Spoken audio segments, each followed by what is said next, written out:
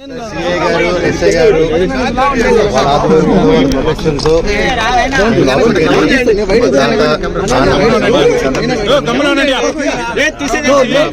మంచు సమాధికి దండం పెట్టుకొని కొంచెం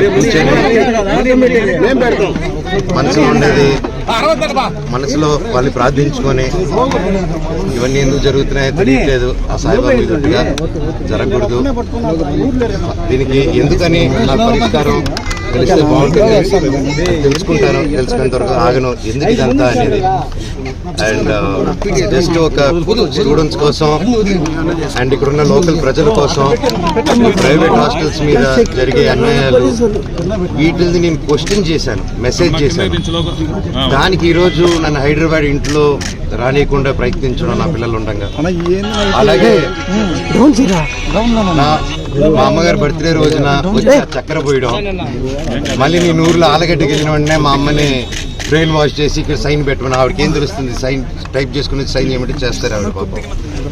అలా చేయడం ఇలాగ వరుసగా చేసుకుంటూ వచ్చి ఇది ఎంతవరకు దిగజారిందంటే 2 రోజుల నుంచి ఫ్యాన్స్ ఫాలోవర్స్ ఎంతో కష్టపడి ఎంతో ఖర్చు పెట్టుకొని, ఎందుకంటే వాళ్ళు కష్టపడితేనే డబ్బు వస్తుంది ఎవరికైనా, వాళ్ళందరూ అభిమానంతో అంత ఖర్చు పెట్టుకొని ఇక్కడ మా ఫొటోస్ మా లోకల్ లీడర్స్ ఫొటోస్ అందరిది పెట్టుకొని వెల్కమ్ స్వాగతం చెప్తూ విషయం చెప్తుంటే వాళ్ళందరిది ఫస్ట్ రోజు రాత్రి 12వ తారీఖు 13వ రాత్రి 19 చెప్పారు, అన్న ఇలా జరుగుతుందనంటే సరేరా గొడవ పెట్టుకోకండి మన ఊరే కదా పండగ పూటరా అందరూ సంతోషంగా ఉండన్నాను. మళ్ళీ నెక్స్ట్ రోజు వచ్చి మేము వస్తున్నామని తెలియగానే మళ్ళీ హోర్డింగ్లు వేశారు.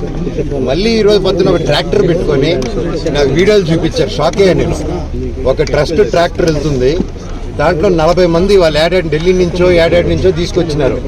ఒక్కొక్కడు ఉన్నాడు అలాగా. కాకపోతే చూడంగానే భలే పెరిగిపోయారు. ఎందుకు ఢిల్లీ నుంచి అంత బాడీలు వేసుకొచ్చారో నన్ను చూడంగానే ఎందుకు అలా మారిపోయారో అర్థం కాలేదు. కాకపోతే నేను ఏ గొడవకు రాలేదు. ఆ రోడ్ల మీద చూస్తే మీరు పోలీసు లాఠీల్ని రౌడీలు పట్టుకొని తిరుగుతున్నారు. కోర్టు ఆర్డర్ వచ్చింది బౌన్సర్స్ ఉండకూడదని చెప్పి. క్యాంపస్ సెక్యూరిటీ ఉంటే ఓకే, క్యాంపస్ లో ఆర్మీ ఆఫీసర్స్ ఉన్నారు, గొప్ప గొప్ప సెక్యూరిటీ సిబ్బంది ఉంది, వాళ్ళందరికీ రెస్పెక్ట్ నాది. కాకపోతే వీళ్ళెవరో బయట నుంచి రౌడీలు తీసుకొచ్చేసి కేవలం నేను సిఐ గారి మాట, ఎస్ఐ గారి మాట, డిఎస్పీ గారి మాట, పోలీస్ సిబ్బంది మాట వినే నేను ఈ రోజు వెనక తిరిగి వెళ్తున్నాను మర్యాదతో. అంతేగాని ఆ బౌన్సర్స్ ని రౌడీల్ని రమ్మనని నేను ఒక్కడి చాలు వాళ్ళందరికీ.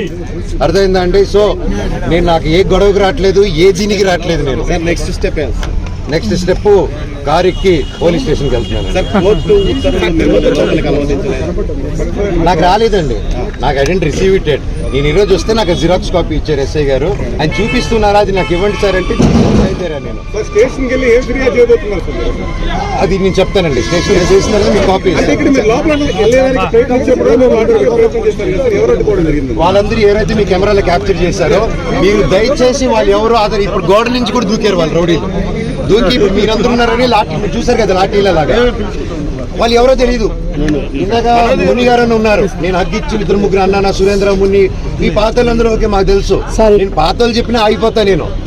అంత వాళ్ళు బాధపడుతున్నారు, కంట్లో నీళ్ళు పెట్టుకుని ఉన్నారు. కాకపోతే వాళ్ళు ఎవరో కొత్త రౌడీలు వచ్చేసి ఎవరు అంటే వినట్లేదు. మీరే చూశారు వాళ్ళ బిహేవియర్. టక్కన ఒకటి ఎక్కి దగ్గర రానగానే పారిపోయారు వాళ్ళు. మన ఊరు వాళ్ళు పారిపోరండి, మన లోకల్ వాళ్ళు అన్న అని మాట్లాడుకుంటారు. ఈ రౌడీలు ఇంట్లో కూర్చొని కూర వండి పెడతారు మనకి. మీ వైపున కొంతమంది, వాళ్ళ వైపున కొంతమంది. వాళ్ళ వైపు ఎవరు లేరు సార్, ఎంప్లాయీలు తప్ప. ఎంప్లాయీలు కూడా ఫోర్స్ఫుల్ గా వస్తున్నారు. అక్కడ ఒకటి చెప్పండి, అభిమానంతో వచ్చిన వాడిని నాకు చౌక వచ్చి ఇక్కడ వదిలేసి వెళ్ళిపోతాను. అంటే మీరు అభిమానులు సమయంలో పాటించుకొని చెప్పినా కూడా మీ పైన వాళ్ళే దాడి చేశారంటున్నారా? ఎవరు అభిమానులు?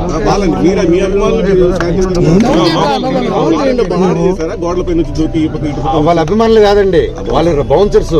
వాళ్ళు ఎక్కడి నుంచో నార్త్ నుంచి తెచ్చుకున్నారు. మీరు వెళ్ళి తెలుగులో మాట్లాడండి, అతనితో తెలుస్తుంది మీకు. చంద్రగిరి పోలీస్ స్టేషన్ వెళ్తున్నా అదే నేను డిసైడ్ చేసుకుంటా. 2 ఫోన్ కాల్స్ తీసుకొని స్టేషన్కి వెళ్ళాలా లేదా డిఎస్పీ గారిని కలవాలా ఒకసారి మేము మాట్లాడుకొని డిసైడ్ చేసుకొని మేము చేస్తామండి. నేను ఇక్కడే ఉంటాను. ఉంటానండి, 2-3 డేస్ ఉంటాను. ఉండి నేను చూసుకుంటాను. Okay, thank you.